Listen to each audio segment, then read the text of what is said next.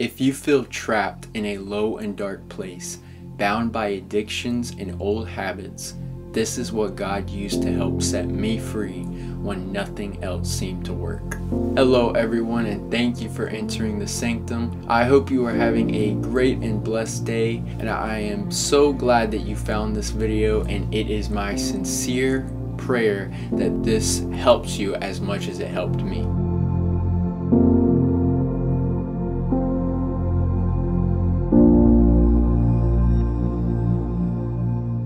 There is a lot to say, but I promise you it will be worth the watch. So I want to share with you a life-changing fast I was finally obedient to God to do, what I learned from it, and how it changed my life. You've probably heard of it before. It is none other than the Daniel's fast, which is the fast that Daniel did in the Old Testament. So let me just say, if you are struggling with addiction, lust, depression, sleeping disorders, or any kind of toxic fleshly habits or desires that you can't seem to shake, you've tried everything and nothing seems to work, this may very well be your breakthrough, and in my case, your miracle. So in this video, I want to cover 5 topics. Number 1, why I did the fast, what is the purpose of it, and what led me to do it. Number 2, what exactly is the Daniel's fast? How many days does it last? And what exactly are you allowed to eat during the fast? Number 3, what kinds of effects did it have on me spiritually, physically, and mentally? And I'll show you some before and after pictures I took during the fast so you can get a clear image of the physical effects it actually had. And then number 4, my biggest mistake during the fast and what I learned from it. And number 5, what has forever changed in my life since doing the fast. So let's start with number 1.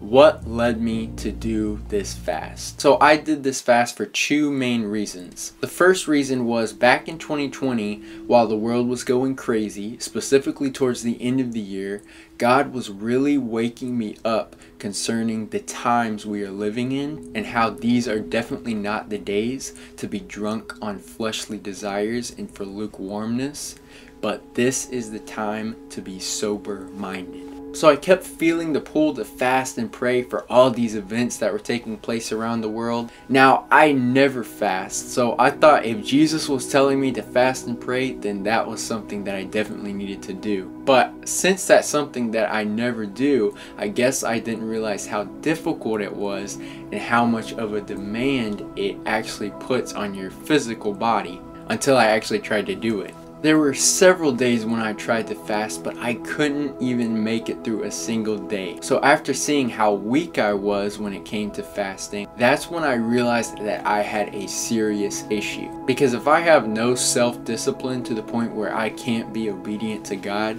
when He tells me to do something, then I've got a problem. Because I don't want my will to get in the way of God's will. If I'm not standing with God, then I'm standing in His way. Now, the second reason I did this fast, which may be the reason why you're here, was because I had reached a breaking point with my flesh. I was in a constant battle day and night between the desires of my flesh and the desires of my spirit. And this is what ultimately led me to doing this fast. It had gotten out of hand to the point where I was being very impulsive, and whatever my flesh wanted, whether it was food, lust, sleeping all day, I caved into temptation without question. My lack of self-discipline had brought me to a low place where I had almost no self-control. I started picking up old habits and addictions and falling into every temptation of the flesh. I had tried praying and doing everything I could think to do to overcome this, but I kept falling right back into the hole. So I cried out to God in desperation and said, what needs to happen to overcome this? What do I need to do? I've tried everything I can think of and I'm still struggling with the same issues. And every time I would ask that question, He would give me an answer. He said, fast. That's all I would hear. And that's definitely not the answer I wanted to hear, but it was the answer nonetheless. So after getting sick and tired of being sick and tired, One day I woke up and I said, okay, today I'm going to stop procrastinating and be obedient to God. And when this is over, I can consider myself a delivered overcomer because of what God did for me. And so I took that leap of faith, and on that day, my normal diet was brought to a screeching halt. And let me tell you, when I made that decision, a supernatural strength came over me that I had never had before. I went from having no self-control to having almost full authority over what my flesh did and didn't do. And that in itself was a huge victory. Was it easy? No. Was it worth it? Absolutely. Now, I didn't really know how to fast, but I had heard of the Daniel's fast before. So I looked up how to actually do the Daniel's fast, and that brings us to the next topic. What exactly is the Daniel's fast, and how exactly does it work? So based on the book of Daniel in the Bible, there are actually 2 fasts that Daniel did while he was living in Babylon. There's a 10-day fast and a 21-day fast. God actually told me to do this for 40 days. I wasn't sure why at first, but I'll get into that later in the video. Now, when it comes to the food you are not allowed to eat, I can definitely say no meat, no dairy, no added sugar, and no processed food. When it comes to what you can eat, this is where it gets a little tricky. So if you look up online what you are allowed to eat during this fast, you're actually going to get a lot of different views. Some websites say you can eat nuts, grains, fruits, rice, pasta. Others say only fruits and vegetables. Some say seasoning and oil is fine, while others say it's not allowed. But I honestly don't know where these websites are getting this, because if you actually look at what it says in the book of Daniel, particularly the 10-day fast, most of the translations say he ate, get this, only vegetables and water. That's it. It doesn't even mention fruit. So when you get into the details of the subject of food, you may just need to let Holy Spirit lead you according to what he's convicting you to eat and not to eat throughout the fast. What I did was start off slow, and as the weeks went by, I would get stricter and stricter according to what foods God was convicting me to cut out and leave as I would get deeper and deeper into it, which ended up helping me a lot. On to topic number 3, which is a very interesting topic. What kinds of effects did this fast have on me? Physically, spiritually, and mentally. Let's start with the physical changes. Now, even though the focal point of this fast is not the physical changes, there are lots of physical benefits that this fast can have. One of the really cool things that happened to me during the first 10 days of this fast was the same thing that happened to Daniel when he did the fast in the Bible. Daniel chose not to defile himself with the food of the Babylonian culture, and so he asked to eat only vegetables and water. But the chief steward didn't want him looking worse off than the others because of his strict diet. So Daniel asked to put his diet to the test for 10 days, and then the steward would compare who looks healthiest within the group. After the 10 days, Daniel ended up looking stronger and healthier and having a clearer complexion than the rest of the students eating the Babylonian food. I noticed this same effect. If you compare the picture of me on the first day I started the fast to the 10th day, you can clearly notice a visible difference in my complexion. The clarity and tone of my complexion is noticeably better looking than when I first started. Another thing I did not take into consideration was the weight loss. I didn't think to weigh myself beforehand because I honestly didn't think I had any weight to lose, but I was wrong. I underestimated the weight factor big time. Towards the end of the 40 days, I was getting thinner and thinner to the point where I was having to wear a belt because none of my pants were fitting, and a jacket because I had no insulation to keep me warm. If we look at the pictures, you can see a noticeably slimmer jawline in my face towards the end of the 40 days compared to the picture taken on the first day. So if you are actually wanting to lose weight, then just know that you definitely will lose weight during this fast. If I was able to lose weight, then anyone can. Aside from the physical aspects, there are a lot of mental health benefits I noticed during the fast. Normally I have a short attention span, but I noticed my focus definitely increased while doing this. For once, I could actually stop procrastinating, tune out distractions, and be more productive during the day, and obviously put more attention towards God. So this fast will definitely help declutter your mind. Now let's talk about the spiritual effects that this fast had, which is the main reason for doing this fast in the first place. As I mentioned before, prior to doing this, my flesh had become a wild animal. Up until that point, I had no self-control, no self-discipline, no restraint whatsoever.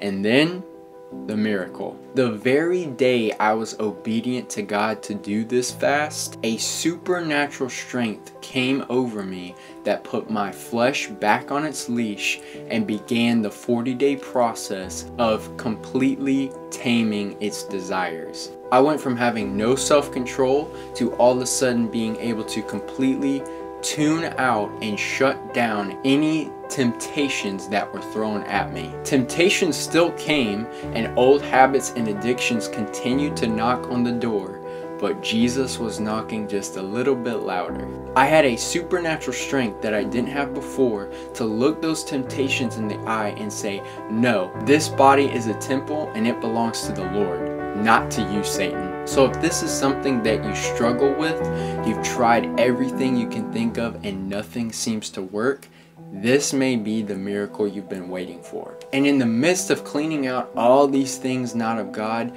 I naturally started to get revelations, dreams, and deeper understanding about fasting, the scriptures, which is why people do this fast anyway, to tune out fleshly distractions and focus more on God and to get closer to Him. Now, about doing this for 40 days. I wasn't sure why I was supposed to do this for 40 days when in the book of Daniel, he only did it for 10 days and 21 days.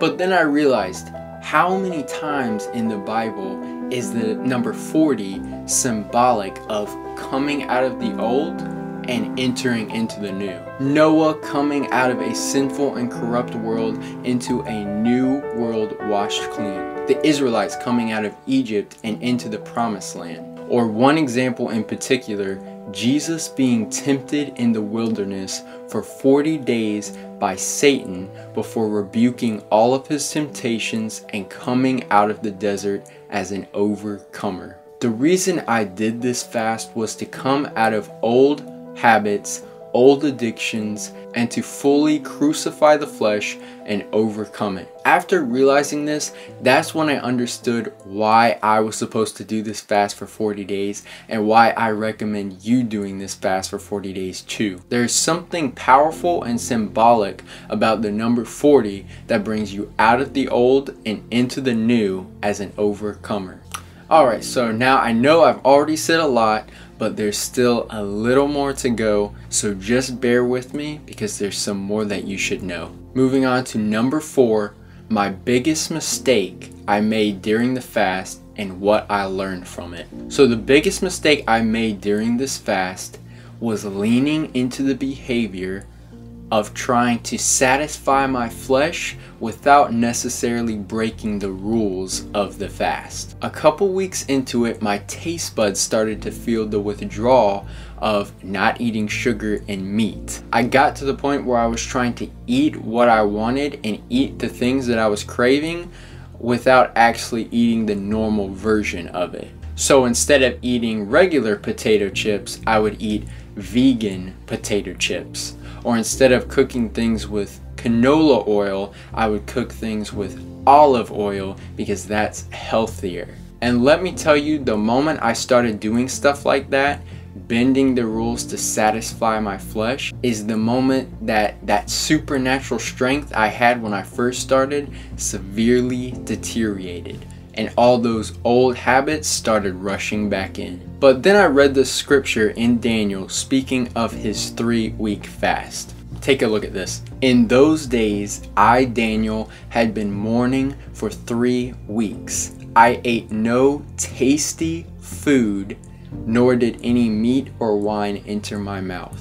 Now that was the amplified version, and I encourage you to read the other versions as well. But when I read that, it helped me understand that this fast is not just about not eating certain foods. It's not a diet. This is about putting to death the cravings of the flesh so that you develop a hunger for the fruit of the Spirit. It's about sacrificing whatever your taste buds want so that you can fully focus on God. If it's not hurting, then it's not helping, just like developing a muscle. And it also brought to my attention that this fast is not just about not eating, but it's actually an act of worship. See, worship is a sacrifice, and we make sacrifices for the things we love and the things we adore. So when you sacrifice the desires of your flesh and beat your body into submission for God, this is actually an act of worship. Take a look at this. Therefore, I urge you, brothers and sisters, in view of God's mercy, to offer your bodies as a living sacrifice, holy and pleasing to God. This is your true and proper spiritual worship. Look at that, a perfect scripture to go along with this message. So worship is not just about turning on some Christian music and getting goosebumps. Worship is a sacrifice. If we truly want to worship God every day, then we have to make sacrifices every day. Not speaking of the daily sacrifices of the old covenant, but the sacrifice of daily beating your flesh into submission. The greater the sacrifice, the deeper the worship. So after God downloaded all of that into my heart, it really put the demand on me to get stricter with what I was eating during this fast, especially leading up to the last 10 days where I ate nothing except for what the scriptures say. No fruit, no oil, not even seasoning, strictly vegetables and water. That was possibly the longest 10 days of my life. But it was absolutely necessary to fully overcome those old habits and addictions once and for all. And now I have a new respect for Daniel. So as you can see, those setbacks that I had actually were the catalyst for greater revelations. And now that I'm standing on the other side of the mountain, I can tell you that the climb was well worth it. Now with all that being said, the last thing I want to talk about is number 5. What has permanently changed in my life now that the fast is over? For one, I am no longer bound by those old habits and old addictions. I am free. I am now an overcomer and delivered by the power of Christ living inside of me. I'm now the kind of person that when God tells me to fast or to do something that may require sacrifice, rather than battling the groans and desires of my flesh, I can be quick to be obedient without hesitation. And I can now walk with God with more self-discipline, self-control, and righteousness. I finally made it through the wilderness of temptations and came out the other end an overcomer, just as Jesus demonstrated and showed us how to do. It was not easy, but it was 1000% worth it. But one quick question. Why did this fast work when nothing else did? I thought about this for a while, and then the Lord reminded me that faith without works is dead. So how can I expect God to change my life if I'm not willing to change my lifestyle? I have to meet God halfway. When I am truly willing to make changes in my life, that's when Christ will truly be able to make changes in my life. When I truly let go of everything and surrender it all to Him and am willing to let Him make whatever changes He wants to make, whether my flesh likes it or not. When your love for God outweighs your love for your flesh, you will begin to see breakthrough. And one cool thing I didn't even plan but thought it was interesting was that the last day of the 40-day fast actually ended up being on Valentine's Day. I thought that was interesting because that marked the day that I came out of a bad relationship with my flesh and into a new relationship, a new covenant with the Lord. I was cheating on Jesus with my flesh, but now the love triangle is officially over. So that is my experience with the Daniel's fast. I cannot stress it enough. If you are in a hopeless place where you have tried everything to overcome bad habits, bad addictions, and nothing seems to work, try fasting. I'm here to tell you that I tried everything, nothing else was working, but God told me to do this fast, and this is what He used to set me free. I'm now speaking to you from outside the hole. So trust me when I tell you there is a way out. So thank you so much for watching this video and for listening. I hope this encouraged you and inspired you, and I hope this really helps you. And I also hope to see you again soon back in the Sanctum. See you in the next one.